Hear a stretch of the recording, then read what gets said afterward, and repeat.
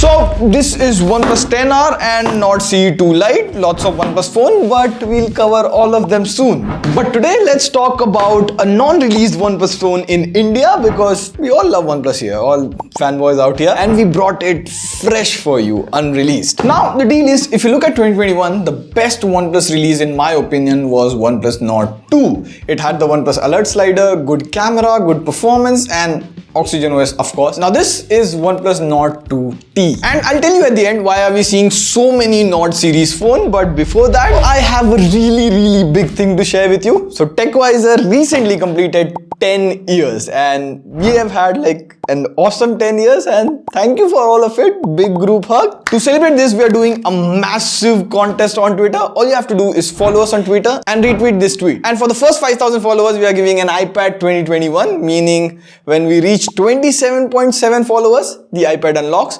And on 10,000 followers, we are giving away an iPhone 13, meaning 32,700 followers.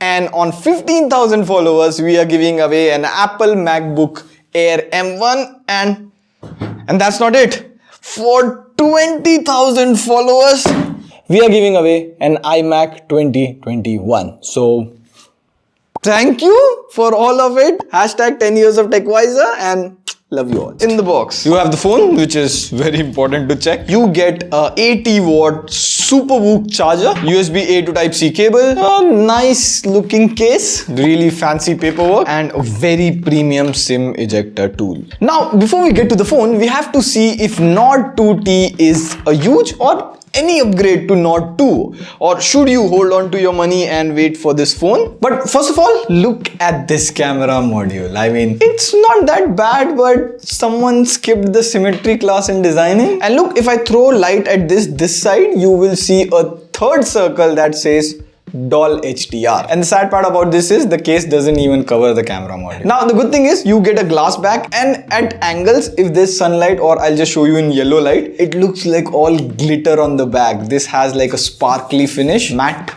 The black looks good, but I would prefer the teal version any day. The frame is plastic, however we have our own dear OnePlus alert slider. Look at the sound it makes, so satisfying. Now, the interesting thing is display. You get a 6.43-inch 90Hz Full HD AMOLED display. Now you would be like, Pratik, 90Hz is not at all acceptable in 2022. Well, I slightly disagree with you. See, bold statement. If you don't see it side by side, 90Hz is good enough for most people. And give me 1 minute, I'll explain it very easily. Let's hit the timer. Alexa, set a timer for 1 minute. See a small lesson. Now see this book. If I flip the page slowly, you can see the single pages, right? Just assume these pages to be your phone screen. Now if I go just like this, the whole animation feels smooth. It's like scrolling on your phone. Now same, when you scroll on your phone creates pages or frames continuously to make you feel the smooth animation on your phone. Now the point is, in 60 Hz, it takes 16.67 milliseconds between two frames to come or pages. In 90 Hz, it takes 11.11 milliseconds between two frames. In 120 Hz, it takes 8.3 milliseconds between two frames. So you can see 90 Hz is almost 2 times fast, but the gap between 90 Hz and 120 Hz theoretically is literally nothing.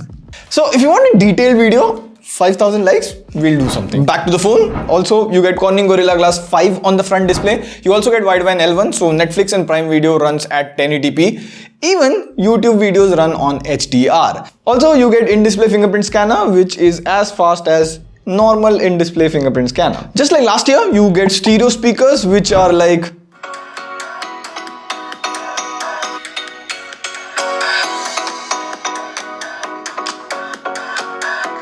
about the 60% volume comes from the bottom speaker, but it's good. Also, a lot of you guys told us, and even we noticed, the back frame kind of vibrates when you're playing at 100% volume. Now, up until now, Nord 2T seems like the usual Nord 2 with just a different design. But here things change. You get new Dimensity 1300 with 8GB LPDDR4X RAM and 128GB UFS 3.1 storage. Now Dimensity 1300, how is it different? How does it perform? Is it stable?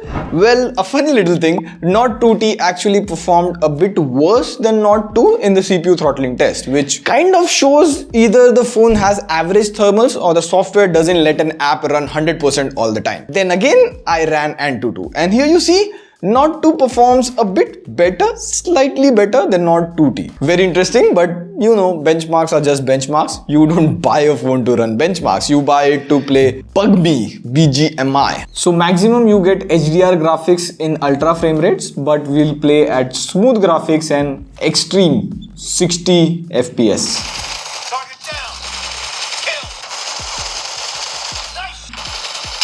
So as you can see, the FPS is almost every time around 58, 59. Sometimes it goes to 56 when you are in a very tough scene. But overall the gameplay is really good and it doesn't even get a lot of warmth from here. So it is very comfortable to hold. I would say MediaTek 1300 is exactly same as MediaTek 1200 but with minor GPU, camera and gaming improvements. Now the camera on the Nord 2T is really interesting. You get the same 50 megapixel sensor from last year with OIS. However, it's a really good sensor. You see it on a lot of good phones like Realme 9 Pro Plus, Oneplus 9, Oppo Reno series. So it's a good 50 megapixel sensor. However, we'll test it out alongside the Oneplus Nord 2. Now straight up, the 50 megapixel sensor is sharp. It takes in like enough light. Both the phones are equally sharp. If you look at Manu's t-shirt portion, it has that texture. I really like the colors. It is a bit boosted but not overdone. So really good. Now I noticed that both the phones take the exact same photos, exact same sharpness, same background blur. However, I found in some situations, if you look at Manu's beard, proper zoomed in, it's a bit sharper on Nord 2T. I think that is because of some improvements in MediaTek 1300. Even the 8 megapixel ultra wide angle camera was the same. The photos have same sharpness. If you take indoor conditions, it's a bit soft, but outdoor in bright sunlight, it looks good. And of course, you get a 2 megapixel depth camera, of course. And you can record 4K 30 FPS on the main sensor, but I kind of at times found it was a bit jittery. However, I think this is kind of a software bug. This can be fixed with a software update. Also, I found the selfies in the Nord 2T was a bit sharper than Nord 2, but overall the camera is more or less the same on the Nord 2 and the Nord 2T. And you can record 1080p 30 FPS on the front camera, still no 4K, but I really like the image quality, the sharpness. You can test the mic quality. Manu, do you have something to say? Yes, for more subscribe tips, follow TechWiser.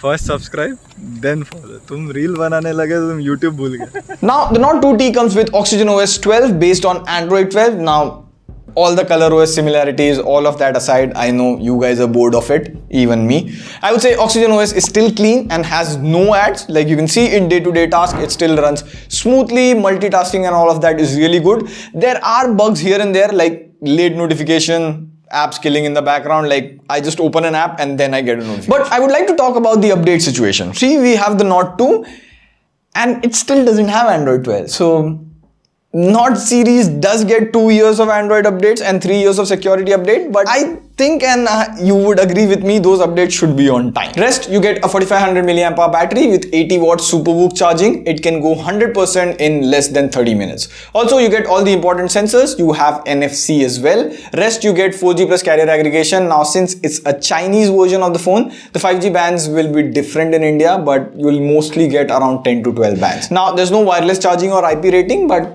quite expected at this price range. Overall, there's not much difference between Nord 2T and Nord 2. But the important question is, what will be the Indian pricing? Now, personal opinion, OnePlus has phones at 30,000 price segment, the OnePlus Nord series, and at 40,000 they have the RT series or the new launched 10R series. The whole gap is left around 35,000, which brings in OnePlus Nord 2T. Even the Europe pricing of OnePlus Nord 2T is 369 pounds or 35,000 INR if you convert it. Or there can be a second scenario. This will be rebranded as Nord 3 in India and will cost about the same, around 30,000. I think 30,000 is a pricing which makes more sense to me. Anyways, the Nord series always performs really well for OnePlus. Like in quarter 2022, OnePlus Nord CE 2 5G was the top selling 5G smartphone. So people are buying the Nord series. Let me know your thoughts on OnePlus Nord 2T. On that note, this is Pradeep signing off. Tooty kind of sounds weird. See you pretty soon. Pew pew.